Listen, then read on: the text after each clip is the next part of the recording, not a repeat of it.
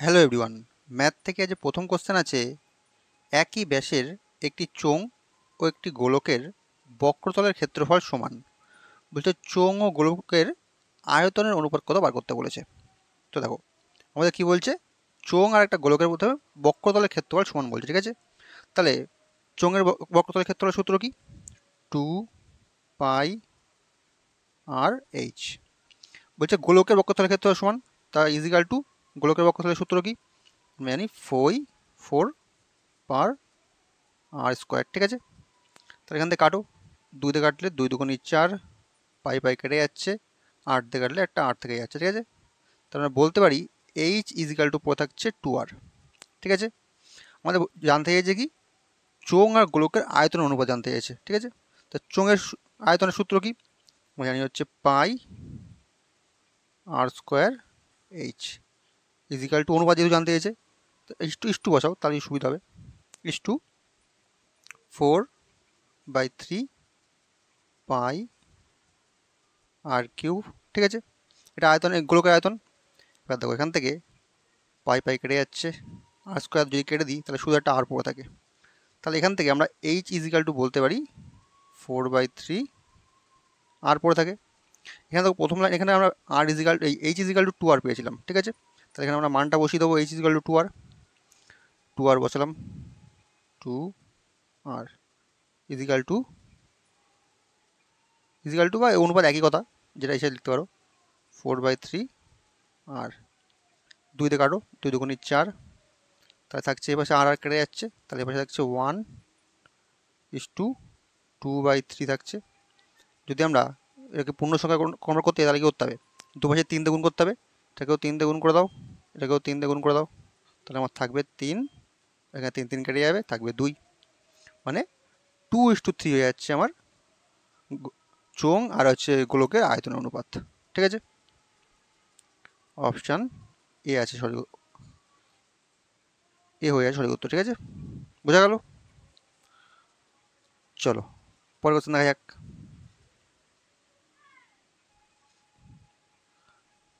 পরবর্তী কোশ্চেন আছে, স্রোতের গতিবেগ ঘন্টায় 6 কিমি ও স্রোতের প্রতিকূলে নৌকার গতিবেগ ঘন্টায় 16 কিমি হলে স্রোতের অনুকূলে নৌকার গতিবেগ কত বার করতে বলেছে।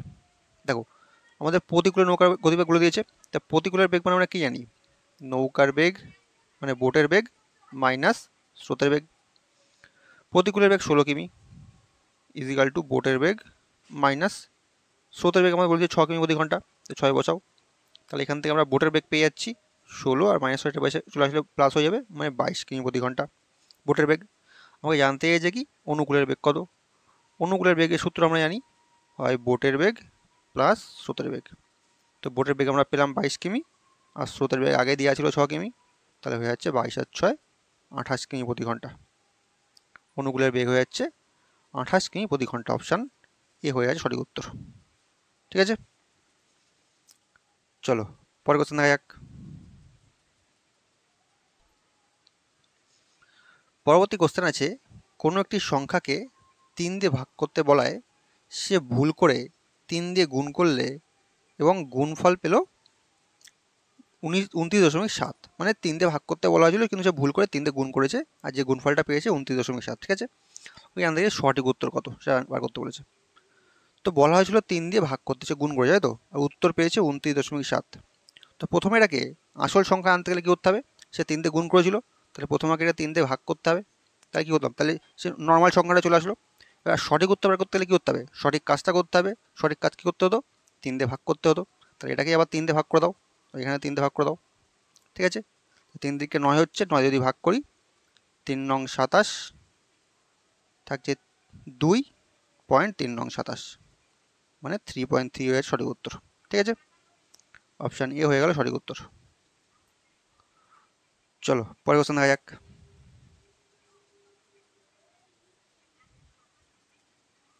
পরবর্তী কোশ্চেন আছে, একটি দোকানদার কিছু পরিমাণ চিনির 1/2 অংশ 10% লাভে, 1/3 অংশ 12% ক্ষতিতে এবং বাকি অংশ 8% লাভে বিক্রি করলে মোটের ওপর 28 টাকা লাভ হয়। বলছে চিনির ক্রয় মূল্য কত ছিল বার করতে বলেছে। দেখো ভালো কোশ্চেন আছে। একটা অংশ বলছে 1/2 অংশ 10% লাভে, 1/3 অংশ 12% ক্ষতিতে, আর বাকি অংশ 8% লাভে, তাই তো? তার মানে এখান থেকে আমরা প্রথমে এই 8% লাভে যেটা বিক্রি করছে সেটা কত অংশ সেটা প্রথমে বার করে নিই। বাকি দুটো অংশ দেওয়া আছে, একের 2 আর একের 3, তাহলে মোটটাকে আমরা 1 ধরলাম, বিয়োগ 1/2 প্লাস 1/3 বিয়োগ করে দাও। তাহলে আমরা 8% লাভে কতটা বিক্রি করছে বের করতে পারবো। তাহলে আমরা বেরাবে 3 দুগুণী 6, থাকবে 6 মাইনাস 3 দুগুণী 6, 3 দুগুণী 6, মানে 3 আর 2 5, মানে 1/6, মানে 8% লাভে বিক্রি করছে 1/6 অংশ। তিনটে অংশ কি দেওয়া হলো, একটা দেওয়া হলো 1/2, একটা দেওয়া হলো 1/3, একটা দেওয়া হলো কি 1/6। যদি আমরা পূর্ণ সংখ্যা কনভার্ট করে দেবো কী করতে হবে, আমাদের এই হরগুলোকে লসও করতে হবে, করে এতে গুণ করতে হবে। তো 2 3 6কে লসও করলে আমার 6 বেরাবে, সবগুলোকে যদি আমরা 6 দিয়ে করি, গুণ করে দিই, তাহলে দেখবা এদের রেশিও পেয়ে যাবো আমরা। থাকবে কত, 3 দুগুণী 6 ইস্টু 3 দুগুণী 6, থাকছে এখানে 3 ইস্টু 3 দুগুণী 6, থাকছে 2 ইস্টু 6 1কে 6, থাকছে 1। ঠিক আছে, মানে তিনটে অংশে আমরা যদি অনুপাত বার করি তাহলে 3:2:1 বেরাবে। ঠিক আছে, এবার তাহলে মোট অংশ কত, 3 আর 2 5 আর 1 6। এটা সুবিধার জন্য দেখো আমরা, যেহেতু আমাদের পার্সেন্টেজ বার করতে হবে, একটা 10%, একটা 12%, একটা 8%, সবগুলোকে আমরা দুটো শূন্য এক্সট্রা করে যোগ করে দিই। ঠিক আছে, তাহলে আমাদের পার্সেন্টেজ বার করতে সুবিধা হবে। প্রথমটা 10% লাভে, তো 300 10% কত, 300 10% হয়ে যাবে 30, এটা কি লাভ মানে প্লাস। তারপরটা 12% ক্ষতি, মানে 12% মানে 12 দুগুণে 24, তাহলে হয়ে যাবে -24। তারপরটা 8% লাভে, তাই তো, মানে 100-র 8%, মানে হয়ে যাবে 8, তাহলে হয়ে যাবে +8। এই তিনটাকে এবার যোগ করে দাও, তাহলে মোটের ওপর আমরা লাভ বা ক্ষতি একটা পেয়ে যাবো। তাহলে কত হচ্ছে, 30 থেকে 24 বিয়োগ করলে 6, 6 আর 8 যোগ করলে 14, তাহলে মোটের ওপর লাভ হচ্ছে কত, 14 অনুপাত অনুযায়ী। কিন্তু কোশ্চেন অনুযায়ী লাভ কত, কোশ্চেন অনুযায়ী মোটের ওপর লাভ হচ্ছে 28 টাকা। তাহলে আমরা বলতে পারি 14 = 28, এটা বলতে পারি। ঠিক আছে, তাহলে 1 = কত, 1 = হয়ে যাবে 2। আমাকে বার করতে কি বলেছে, বার করতে বলেছে চিনির ক্রয় মূল্য কত। চিনির ক্রয় মূল্য মানে তার আসল দামটা। তা এখানে অনুপাত অনুযায়ী 1 = 2 পেলাম, আর মোট কত ছিল, মোট ছিল দেখো এই 300 আর 200 500, 500 আর 600। 1 = যদি 2 হয়, 600 = হয়ে যাবে কত, 600 = হয়ে যাবে 1200। তাহলে চিনির মোট দাম ছিল, মানে ক্রয় মূল্য ছিল হচ্ছে 1200 টাকা। অপশান এ হয়ে যাচ্ছে সঠিক উত্তর। বোঝা গেল? চলো পরের কোশ্চেন দেখা যাক। পরবর্তী কোশ্চেন আছে, একজন ব্যক্তি ঘন্টায় 4 কিমি গতিতে হেঁটে গন্তব্য পৌঁছায় বলছি, এবং 5 ঘন্টায় ঘন্টায় 5 কিমি গতিতে ঘোড়ায় চেপে ফিরে আসে। তা বলছে সমগ্র যাত্রাপথে তার মোট 9 ঘন্টা সময় লাগলে গন্তব্যস্থলে দূরত্ব কত ছিল বার করতে বলেছে। দেখো দূরত্ব নিশ্চয়ই একই ছিল, একই জায়গায় গেছে, আবার সেখান থেকে ফিরে এসছে। শুধু যাওয়ার সময় 4 কিমি গতিতে গেছে, আসার সময় 5 কিমি গতিতে ফিরে এসছে, আর এই টোটাল টাইম লেগেছে 9 কিমি প্রতি ঘন্টা। ঠিক আছে, তুমি ধরে নিই, মনে করো টোটাল দূরত্ব ছিল এক্স, গেছে কত 4 কিমি প্রতি ঘন্টা বেগে, তার ডিস্টেন্স বাই স্পিড করলে আমরা কী হয়, আমরা টাইম পাই। আবার ফিরে এসছে কত 5 কিমি প্রতি ঘন্টা বেগে, ফিরে এসে সেই এক্স কিমি ফিরে এসছে, কিন্তু 5 কিমি প্রতি ঘন্টা বেগে ফিরে এসছে। এই ডিস্টেন্স বাই স্পিড, এই ডিস্টেন্স বাই স্পিড, এই মোট মিলিয়ে মোট টাইম পেয়েছি। এই মোট টাইম দেখো আমার বলে দিয়েছে 9 ঘন্টা। এখান থেকে এক্স এর মান বার করো, তাহলে আমার দূরত্ব বেরিয়ে যাবে। তাহলে যদি আমরা এখানে এক্স এর মান বসাই, দেখো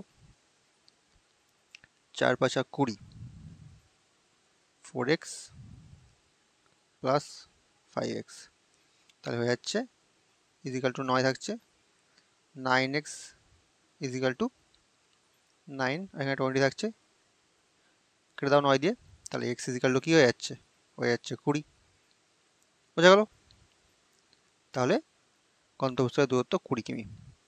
এটাকে আমরা এইভাবে করতে পারতাম। দেখো যেহেতু দূরত্ব একই, মানে স্পিড মনে করো প্রথমে বলেছে গেছে 4 কিমি প্রতি ঘন্টা বেগে, আর ফিরে এসছে 5 কিমি প্রতি ঘন্টা বেগে। ঠিক আছে, যেহেতু দূরত্ব একই, তাহলে টাইম কি হয়ে যাবে, টাইমের বিপরীত হয়ে যাবে। আমরা জানি স্পিডের বিপরীত টাইম হয়ে যায়। তাহলে 4 কিমি যায় উল্টো, এটা উল্টো দাও, আমাদের টাইম বেরিয়ে যাবে 5:4। মানে স্পিড কম থাকলে টাইম বেশি লাগে, স্পিড বেশি থাকলে টাইম কম লাগে। ঠিক আছে, এটা গুণ করে দাও, 4 × 5 = 20, 4 × 5 = 20, মানে ডিস্টেন্স একই, 20 কিমি প্রতি ঘন্টা। ঠিক আছে, অপশান এ হয়ে সঠিক উত্তর। চলো পরের কোশ্চেন দেখা যাক। পরবর্তী কোশ্চেন আছে 787 সংখ্যাটির একক স্থানীয় অঙ্ক কত বার করতে বলেছে। যেহেতু একক স্থানীয় অঙ্ক বার করতে বলেছে, শুধুমাত্র তাহলে আমার একক স্থানীয় অঙ্কের এটা দিয়ে কাজ। তাহলে এখানে 7 থেকে বার করে নাও। আর এই যে পাওয়ারটাকে আছে, পাওয়ারটাকে কী করতে হয়, পাওয়ারটাকে 4 দিয়ে ভাগ করে যে ভাগশেষ আছে সেটাকে পাওয়ারে বোঝাতে হয়। এই 4 দিয়ে ভাগ করে দেখবা 3 4 12, তাহলে হচ্ছে 11, 4 দুগুণী 8, তাহলে ভাগশেষ থাকবে হচ্ছে 3। ঠিক আছে, এর পাওয়ারে হয়ে যাবে 3। তাহলে 7 টু দি পাওয়ার কি মানে 7-এর কিউব হয়ে যাচ্ছে আমার এর পাওয়ার। 7 টু কিউব মানে কত আমরা জানি 343। বোঝা গেল? আমাকে একক স্থানীয় মান বের করতে বলেছে, তাই একক স্থানীয় মান হয়ে যাচ্ছে কত 3। এটাই আমাদের অ্যান্সার। অপশান এ হয়ে যাচ্ছে সঠিক উত্তর। চলো পরের কোশ্চেন দেখা যাক। পরবর্তী কোশ্চেন আছে দুটি বৃত্তাকার চাকার ব্যাসার্ধ যথাক্রমে 16 সেমি এবং 12 সেমি। বলছে বড় চাকাটি 108 বার ঘুরে যে দূরত্ব অতিক্রম করে, ছোট চাকাটি সেই দূরত্ব অতিক্রম করতে কতবার ঘুরবে বার করতে বলেছে। দেখো, যখন একটা চাকাটা ঘোরে তখন কি হয়, পুরো চাকাটা ঘোরা মানে কি, তার পরিধিটাকে ঘোরা। ঠিক আছে, তাহলে এটা বৃত্তের পরিধি বুঝতে পারছি আমরা। তাহলে বৃত্তের পরিধির সূত্র হচ্ছে 2 পাই আর। ঠিক আছে, এটাকে এটা যেহেতু দুটো জায়গা আছে, এটাকে একটাকে বড় আর ধরো, বড় চাকার পরিধি মনে করো বড় আর। এটা যাচ্ছে আর যেতে তার টাইম কতবার ঘুরতে হয়েছে, 108 বার ঘুরতে হয়েছে। তাহলে টোটাল ডিস্টেন্স নিশ্চয়ই এটা, বুঝতে পারলে? আমাকে বার করতে হবে কি ছোটো জায়গাটা কতবার যাচ্ছে। তাই এটাকে এটাতে ভাগ, ওই টোটাল ডিস্টেন্সটাকে ছোটো জায়গার পরিধিতে ভাগ করে দাও। ছোটো জায়গার পরিধি যাবে 2 পাই ছোটো হাতের আর, এটাতে পুরো ভাগ করে দাও। দেখো এখানে 2 পাই 2 কেটে যাচ্ছে, তা থাকছে কি আর বাই আর। দেখো আর দুটো মান দেওয়া আছে, একটা আছে 16, একটা আছে 12। তার মানে এখানে হয়ে যাবে 16 ইন্টু 108 ডিভাইড বাই ছোটো জায়গার পরিধি মানে ব্যাসার্ধ দিয়ে আছে কত 12। 12 এ করলে 8 12 96, 9 12 108, 9 দ্বিগুণ করলে 9 16 144। বোঝা গেল? মানে ছোটো চাকাটা সেই দূরত্ব কনভার্ট করতে গেলে 144 বার ঘুরতে হবে। অপশান ডি হয়ে সঠিক উত্তর। বোঝা গেল? চলো পরের কোশ্চেন আয় এক। পরবর্তী কোশ্চেন আছে যদি এম এর 40% ইজিক্যাল টু এন এর 0.75 ইজিক্যাল টু ও এর 1/4 হয়, তবে M is to N is to N O কত ব্যবহার করতে বলেছে। দেখো এম এর 40% মানে এম এর 40/100। ঠিক আছে, ইজিক্যাল টু এন এর 0.75 মানে কত 75 ডিভাইড বাই 100, পয়েন্ট তুলে দিলে, ইজিক্যাল টু ও এর 1/4 বলেছে। 1/4 মানে কত জানি 25% হয়। 25% মানে হচ্ছে 25/100। তো লাস্টের দিকে সব তিনটে দিকে 100 কেটে যাচ্ছে। আর উপরে যদি আমরা 5 দিয়ে কেটে দেখো 5 8 40, 5 15 75, এখানে 5 5 25। ঠিক আছে, এখানে বার করতে কি হবে, M is to N is to ও বার করতে হবে। তো যখন এম বার করবো তখন এমটা বাদ দিয়ে বাকি দুটো গুণ করবো। এখানে 15 আর 5, 5 15 75 ইস টু যখন এন করবো তখন এম আর ওটা গুণ করবো, মানে 8 ইন্টু 5, 5 8 40।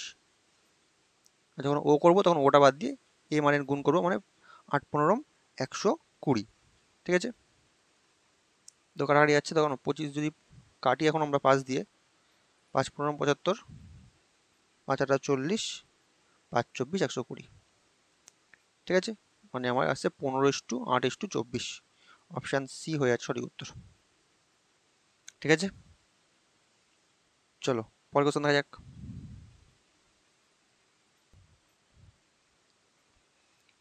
পরবর্তী কোশ্চেন আছে রোহিত এবং অতনু পৃথকভাবে একটি জমিতে 8 ঘন্টায় এবং 12 ঘন্টায় ধান বুনতে পারে। রোহিত সকাল 9টায় কাজ শুরু করলো।